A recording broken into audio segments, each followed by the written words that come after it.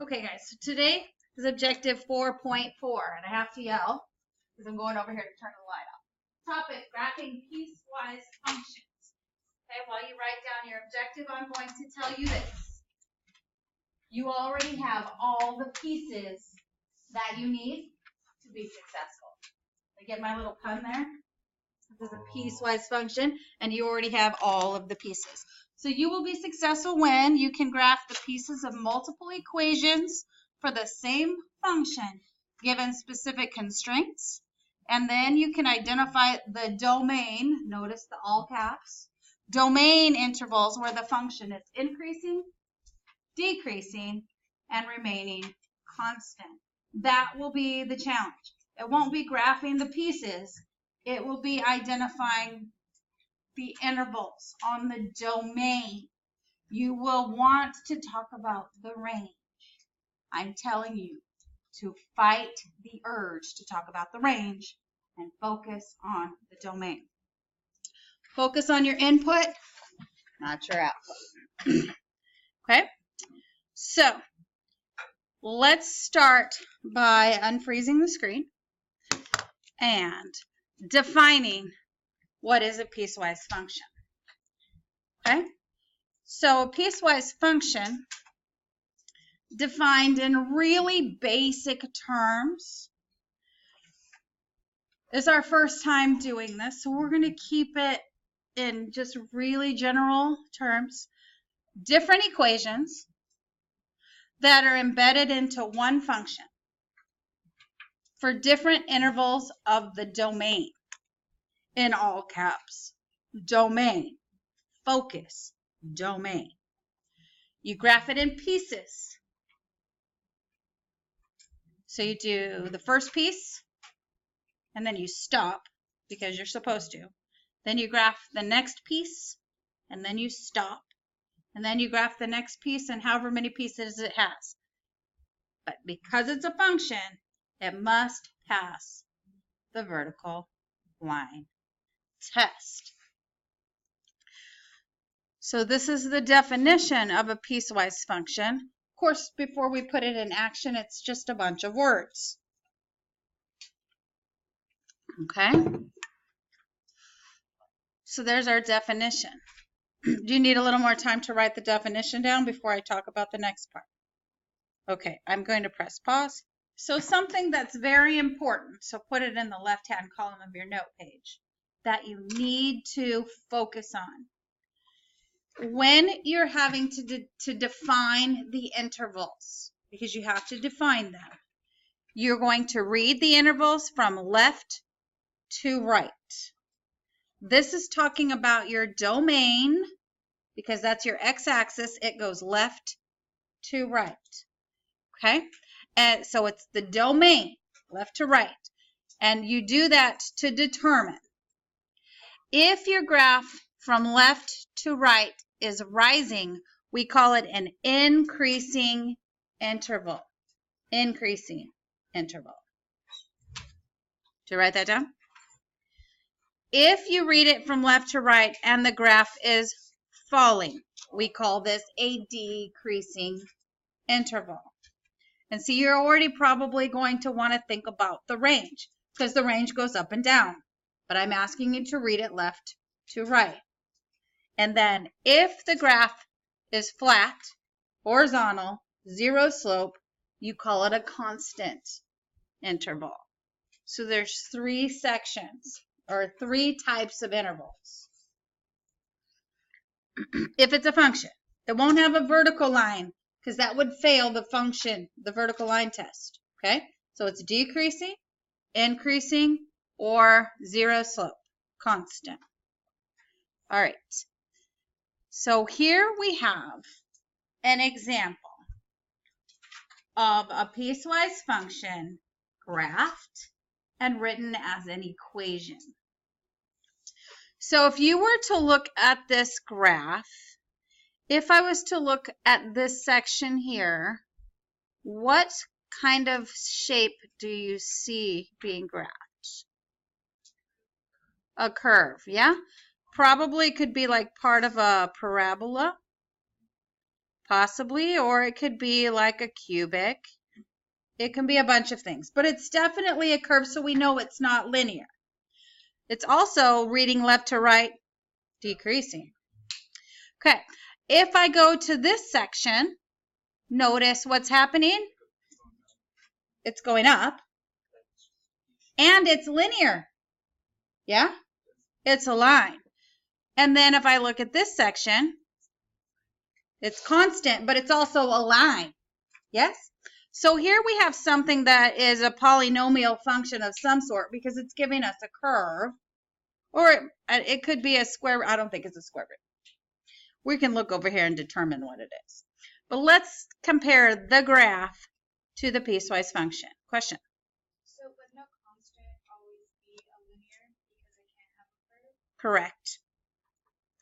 Good question. All right, so I'm going to go look over here at this equation. Now, this is a funky equation. Okay, it's given to you in parts, and it's defining these parts. It says the function of x equals x squared plus 2 if x is less than 0. So this is a constraint. I'm going to color code these pieces of the equation. So what I'm being asked here is to graph a parabola. This is a quadratic, correct? X squared. But I can only graph the parabola from x is less than 0. So this is a defined part of my equation. I'm constrained. I'm only allowed to graph the parabola when x is less than 0. So you notice when x is less than 0, that's where you're getting the parabola. You're getting the curve. Okay? If I were to look at the next section, it says, piece 2 here, it says f of x is equal to x plus 2. Definitely a linear equation. Probably want to pay attention here. And it's got a constraint on both ends. 0 is less than or equal to x is less than or equal to 1. So it's really a small section of your x-axis that you're allowed to use to graph that part of the equation. And then you have part 3 that says f of x equals 3 or y equals 3. And you can do for y equals 3 for everything where x is greater than 1. So how do I go about, if I was given this problem and I had to actually graph it, how would I go about doing that? So I'm going to start with the first one that says f of x is equal to x squared plus 2. If you were going to go through this process, this is what you would do. You would look at your constraints, or where is this function defined? It's defined for x is less than 0. So, you know, when you don't know where to start, you start with the t-chart. Okay? So it says x is less than 0. So that means it's approaching 0. It could be negative 0.000001. So we're going to say not inclusive of 0, but we are going to use it as a stopping point. Plug it in. 0 squared plus 2 is 2. So we're going to go to 0, 2, and we're going to plot an open point. I'm not going to close it because it's not inclusive. So I'm going to use an open circle to indicate that I want to approach this point, but I do not want to include it. And then I'm going to pick a couple more points because it's a quadratic. I need to pick more than 2. So let's pick another number that would fit in our category or our definition. X is less than 0. I could pick negative 1. So if I pick negative 1, negative 1 squared is 1 plus 2 is 3. So 1, 3. But that will just give me a line. So I need that third point. So I would pick my next x that would be available that keeps the numbers pretty small. And I would choose negative 2. Negative 2 squared is 4, and 4 plus 2 is 6. So that's 2, 6, and it's way up off your graph. But then you can see that you're graphing this section. And you're going off to infinity because it says to go to negative infinity. That's what it tells you to do. So put an arrow on your little graph there. Notice my open circle. Okay. Now I'm going to move to the next part of my equation, part 2 or piece 2, that says the f of x is equal to x plus 2 between the points 0 and 1. Now, since it's linear, I only really need 2 points. And should I include them? Look at your constraints. What does it say? Inclusive? So we would include these when we go to our graph. So if I pick 0, 0 plus 2 is 2. And if I pick 1, 1 plus 2 is 3. So since 0, 2 is actually inclusive, I'm going to go up to 0, 2, and you know what I'm going to do with this open circle? I'm going to fill it in. And then I'm going to go to 1, 3, and because 1 is inclusive, I'm going to fill it in. And it's linear, so I'm going to connect them with a line.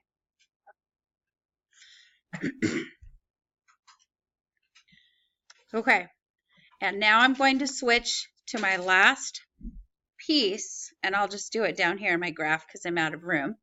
And that one says the f of x is equal to 3. That says y is equal to 3. Now, a lot of times, I find that students struggle with graphing these lines more than they struggle with graphing one that's in slope-intercept form. So I'll say, does this equation, you know that says y equals 3, right? Okay, does this equation have an x in it? But if I add 0 x's, will I change the equation? No. Okay, so then I can go back to my constraints, which are here. X must be greater than 1. So I can approach 1 but not include it, right? So I would use 1 as my starting point, but I would say not included. But it does give me an approaching value, and I would plug it in. So 0 times 1 is 0 plus 3 is 3, and that's because y is supposed to equal 3 all the time. Then I could pick 2. 2 times 0, 0 plus 3 is 3 because y is supposed to be 3 constantly all the time. So I would go to 1, 3, which I've already graphed and filled in. I'll go ahead with a blue circle and go around it, even though I don't need to because I've already filled that point in. It's open here, so that's good. And off to positive infinity.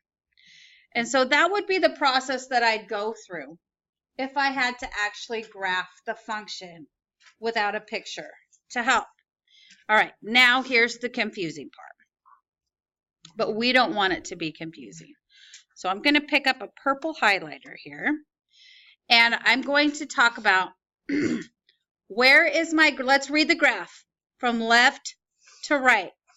Okay, so as I'm coming from the left, this graph right here is doing what? It's decreasing. It's decreasing. Where does the decrease stop? 0 to approaching 0, right? Remember, I'm reading this on my domain. So I'm talking about from here to here, I have a decreasing interval. My graph is dropping, dropping, dropping. The closer I get to 0, the closer my graph gets to 0. So I would say that this is decreasing on the interval from negative infinity to 0, approaching, but not including, because we got that information from our constraint. Okay, let's look at our increasing. Where is our graph increasing? 0 to 1. From 0 to 1, right? This would be my increasing. Left to right, it's rising. So I would say that from 0 to 1 on the domain, my graph is increasing.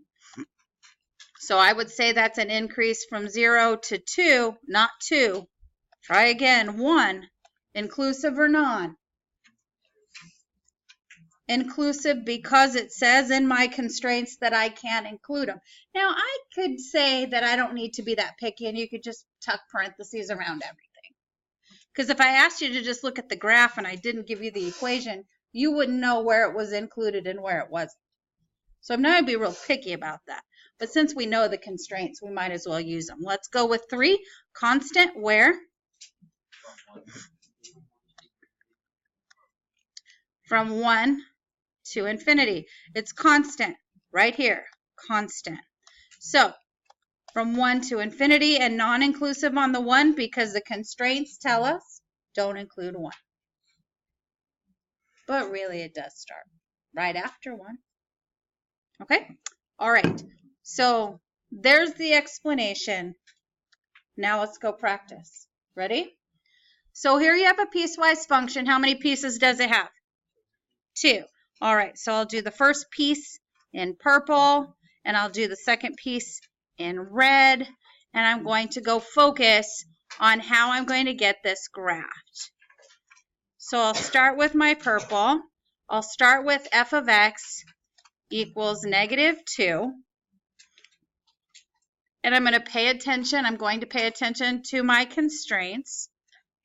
So it's telling me that I can only graph y equals -2 if x is less than or equal to 0. So I would start with a 0, and I would include it because my constraint says that I can.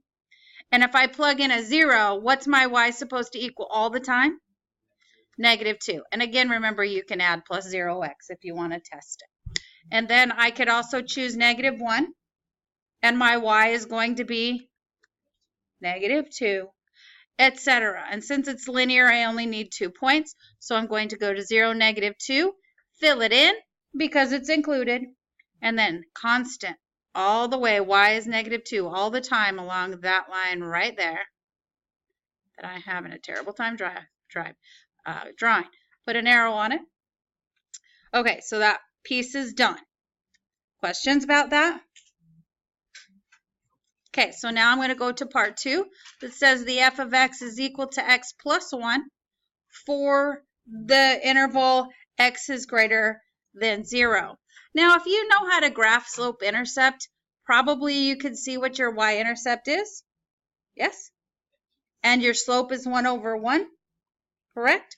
So you could go to your y-intercept, which is 0, 1, right? 0, 1. But would you include 0? So it would be an open circle, right? And then you graph your slope. What's the slope of this line? +1. So rise 1, run 1. And you could graph that. And if that's not feeling good for you, or you're not feeling confident with that, that's okay, because you have the t-chart. Whenever in doubt, bring out your chart. And then just pick your values. And remember that you're not including your 0, 0, 1, and 1 plus 1 is 2. And you can see it's the same graph. Okay? So it would be an open circle.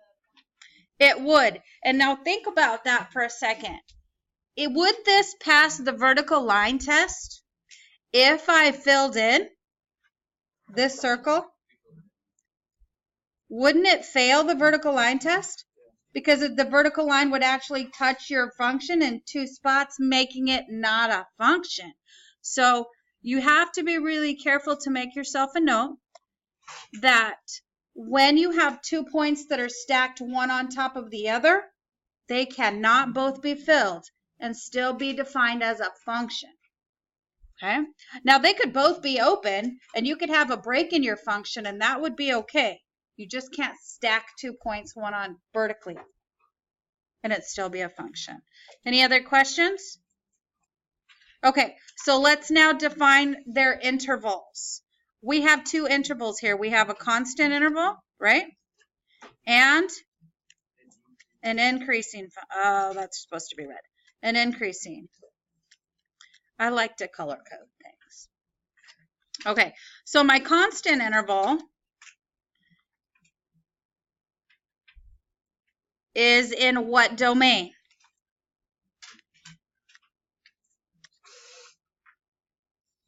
Right here, right? That's where the graph is constant, all the way from -infinity to 0. -infinity to 0 inclusive? Yes, because the graph the constraints tell us it's inclusive. Again, I don't care if it's, I actually don't care if it's inclusive or not. It's fine.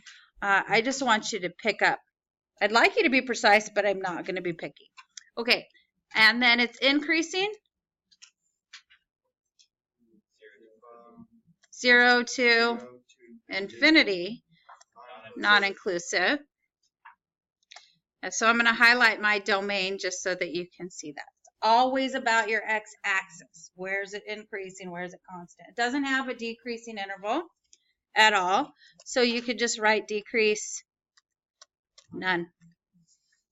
No solution, no interval. Or not write it at all because it doesn't have one. Okay? Questions? Going good? Can we move on? Answer me. Yeah. Thank you. All right, here we go to the big one. So this is a 3-piece function. Okay? And looks a little bit more similar to the one we did originally.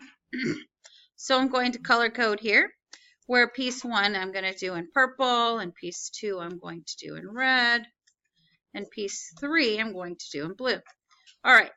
So I'm going to start with piece 1 that says my f of x is equal to a negative x. For the constraint, if, so I'm going to graph this linear equation, if x is less than 0. So I'm going to make my t-chart. If I'm not feeling comfortable with using my slope intercept, and that's not supposed to be 0, it's supposed to be a y. All right. And I'm going to approach 0, but I'm not going to include it. So not included, but I'll plug it in. The opposite of 0 is 0. And then I'll choose negative 1. The opposite of negative 1 is 1. So I would graph non-inclusive, 0, 0, open circle, negative 1, 1, and then I would just shoot off along that slope. That's a slope of negative 1. Rise 1, go left 1, rise 1, go left 1. Definitely a slope of negative 1. T-chart's helpful,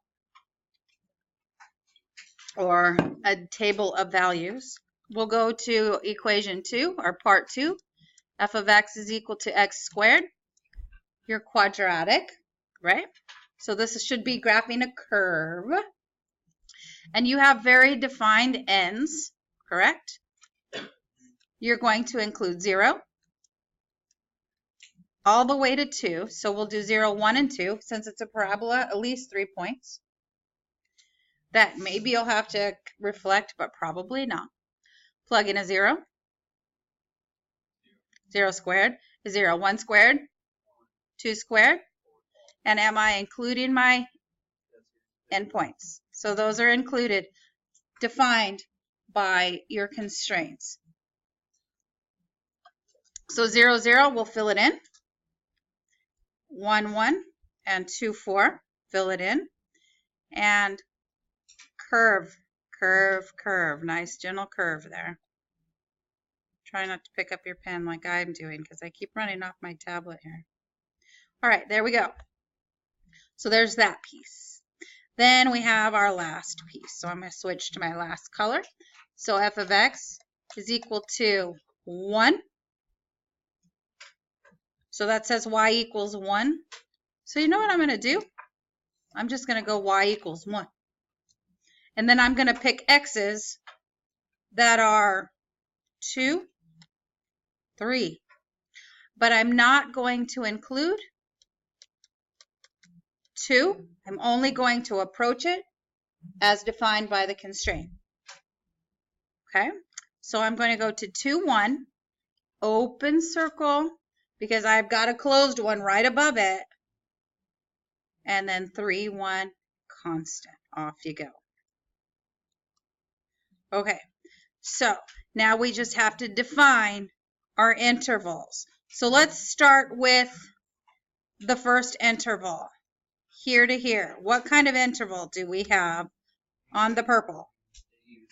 It's decreasing from, oh, that's not purple. Let me get purple.